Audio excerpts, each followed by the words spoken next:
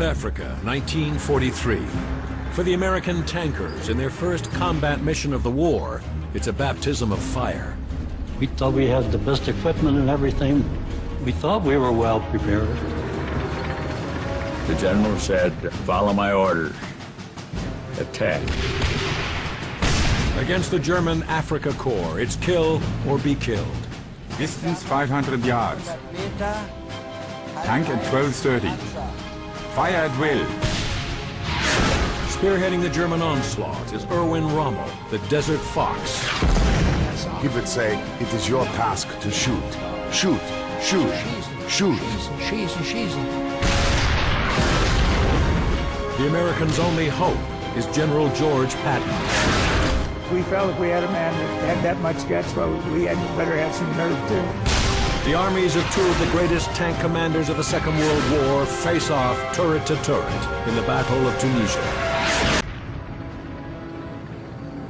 November 1942. At El Alamein, the British 8th Army deals a devastating blow to Field Marshal Erwin Rommel.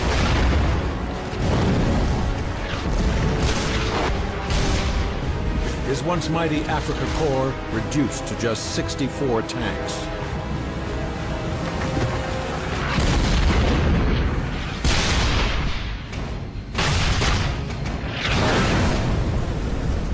Their defeat is total, their plight desperate. The shattered remnants of Rommel's forces limp back across the desert. Pursued by the British from the east, they retreat 1,600 miles to Tunisia, where they face an Allied force advancing across the mountains from the west. The Allies land an impressive initial force of more than 400 tanks, 100 tank destroyers, and 70,000 men. But the American tankers have yet to be tested in the heat of battle and the cauldron of war. For all their bravado, they are rookies still. So we certainly were. We had no actual combat experience. It was a big handicap. For Rommel, the problem is a dire shortage of men and arms. But he's thrown a lifeline when the 5th Panzer Army lands in Tunisia, bringing with them powerful anti-tank guns and long-barreled Panzer IVs. In my opinion, it was possibly the best tank in the world at that time. Even better than the Sherman.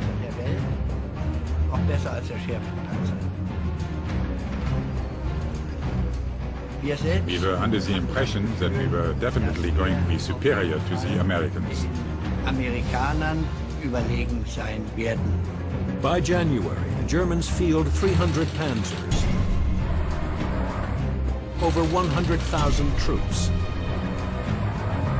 and hundreds of anti-tank guns. The fate of Rommel and his tankers hangs in the balance. Whoever wins here wins North Africa. The battle lines are drawn in the remote mountains of western Tunisia. The Germans attack first, then dig in on either side of the Faid Pass, where they wait for the Americans to launch a counterattack, which they do on January 31st. Their plan, to engage the enemy in open combat. The general said, "Follow my orders. Attack."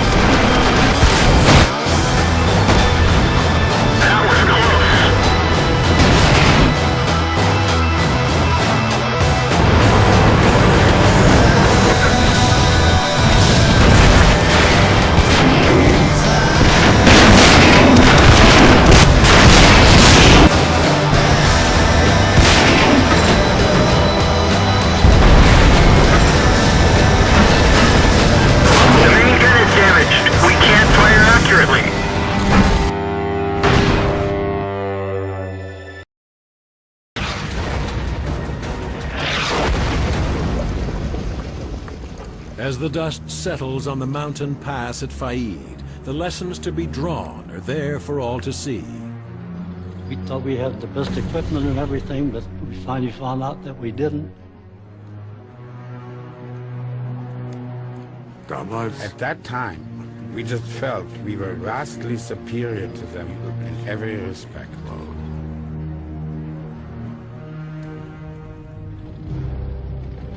But it's a lesson that U.S. commanders refuse to learn.